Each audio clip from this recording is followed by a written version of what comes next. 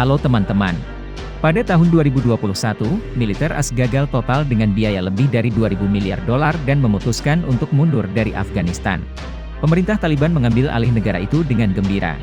Segera setelah itu, mantan Perdana Menteri Pakistan memuji, Taliban telah mematahkan belenggu perbudakan.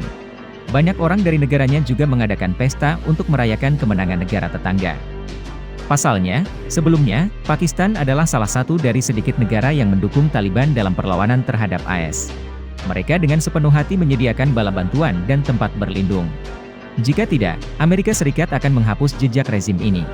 Namun, seperti peternakan lebah lengan, peternakan rubah dalam ruangan, pada akhir tahun 2022, Taliban telah mendukung sekutu mereka Tehrik-e-Taliban di Pakistan melawan negara. Organisasi tersebut telah mengumumkan pembentukan pemerintahan terpisah. Ini mencakup segala sesuatu mulai dari militer hingga kementerian, sistem ekonomi dan pendidikan semuanya mandiri. Ini adalah masalah besar, yang bisa mengubah Pakistan menjadi medan pertempuran dan perpecahan. Mengapa demikian? Mengapa Taliban berpaling dari dermawan mereka? Pada tahun 1947, Pakistan merdeka setelah berabad-abad dikuasai Inggris. Di tengah masa yang penuh gejolak, mereka mengandalkan Islam untuk menyatukan komunitas yang beragam, dengan identitas bahasa dan budaya yang beragam. Namun, dalam dekade-dekade berikutnya, masyarakat berbahasa Bengali di timur sering merasa tidak puas dengan kurangnya kekuasaan mereka dalam pemerintahan, serta sedikitnya sumber daya yang mereka terima dari barat. Mereka mempromosikan nasionalisme dan memberontak pada tahun 1971, menjadi bangsa Bangladesh. Kehilangan itu membuat pemerintah Pakistan sangat ketakutan. Wilayah di barat, yang didominasi oleh Pashtun, akan melakukan hal yang sama. Catatan, kelompok etnis mayoritas Pakistan adalah Punjabi. Maka mereka mendirikan sistem pendidikan khusus di wilayah ini untuk mengorientasikan orang untuk mematuhi hukum Islam yang ketat, termasuk hukum kesetiaan mutlak kepada negara. Kesenangan dimulai di sini.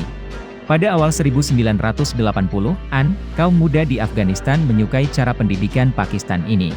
Mereka pergi belajar agama.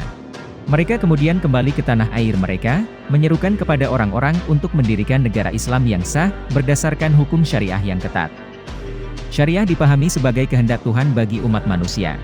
Secara keseluruhan, tidak seperti beberapa liputan media yang dilebih-lebihkan, hukum syariah mirip dengan ajaran Yesus atau Buddha, mengarahkan pengikutnya ke kehidupan yang lebih baik, tidak melakukan kejahatan, dan setia kepada negara.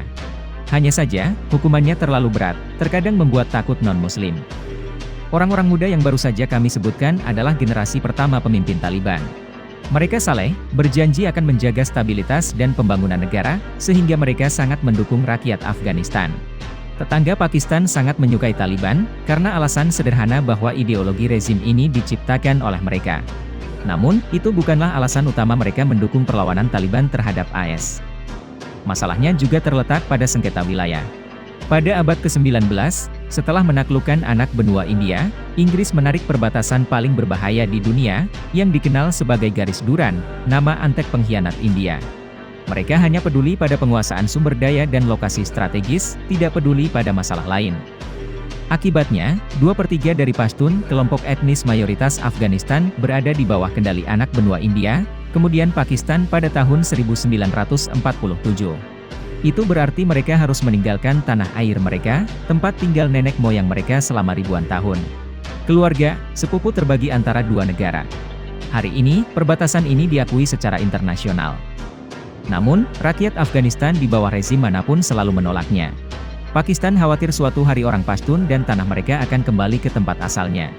Dengan demikian, mendukung Taliban yang lebih mengedepankan identitas keislaman ketimbang nasionalisme Pashtun merupakan salah satu solusi untuk mempertahankan status quo teritorial. Selain itu, mereka juga menginginkan pemerintahan yang bersahabat dengan mereka, untuk mengurangi musuh.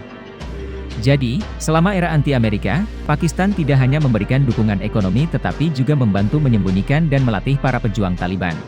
Mereka bahkan membantu organisasi memiliki real estate di dekat perbatasan. Dapat dikatakan bahwa jasa mereka melampaui semua sekutu Afghanistan lainnya. Namun, ada pepatah yang cukup benar dari Menteri Luar Negeri AS, Hillary Clinton dalam hal ini. Anda tidak dapat menyimpan ular di halaman belakang Anda dan mengharapkan mereka hanya menggigit tetangga Anda. Anda tahu, ular-ular itu pada akhirnya akan menyerang siapapun yang muncul di halaman belakang. Pakistan mengabdi pada Taliban dan berharap mereka akan menggigit Amerika Serikat sampai mati. Tetapi saat ini mereka sendiri telah digigit. Pada 2016, Pakistan mulai membangun pagar perbatasan yang kokoh, memisahkannya dari tetangganya. Untuk menghentikan pejuang teroris, pengedar narkoba dari Afghanistan. Bahkan, mereka juga ingin melindungi wilayah yang dihuni suku Pashtun, menghindari orang-orang ini yang berniat kembali ke tanah leluhurnya. Ini membuat marah Taliban, karena orang-orang mereka tidak akan dapat dengan bebas melintasi perbatasan dan mengunjungi keluarga dan kerabat. Selain itu, fasilitas ekonomi yang sebelumnya mapan juga menjadi sulit dikelola sehingga memaksa mereka menyerahkan diri kepada pihak Pakistan. Jadi Taliban secara resmi menolak perbatasan Durand. Untuk memperumit masalah lebih lanjut, mereka mempertahankan hubungan dekat dengan Tehrik-e-Taliban, atau disingkat TETAP. Secara harfiah Gerakan Mahasiswa Pakistan. Organisasi tersebut telah aktif sejak tahun 2001, setelah invasi AS ke Afghanistan. Mereka memiliki ideologi yang sama dengan Taliban, ingin mendirikan negara Islam yang sah, berdasarkan hukum syariah. Karena tidak memiliki pengaruh terhadap pemerintah, Pakistan mengizinkannya untuk mengelola wilayah di barat laut, sebagai negara otonom. Setelah bebas begitu lama, TETAP, yang sebagian besar terdiri dari Pashtun, menjadi besar, dengan sekitar 10.000 tentara. Pada akhir 2022, di bawah dukungan Taliban, mereka mengumumkan pembentukan pemerintahan paralel. Itu juga melakukan serangkaian serangan teroris, menargetkan Dinas Keamanan Pakistan. Mereka menetapkan tujuan, menggulingkan pemerintah dan mendirikan negara bagian Pashtun sendiri. Taliban di satu sisi bertindak sebagai mediator negosiasi perdamaian, dan di sisi lain diam-diam mendukung organisasi ini. Pihak Pakistan telah mengumpulkan banyak bukti untuk membuktikannya.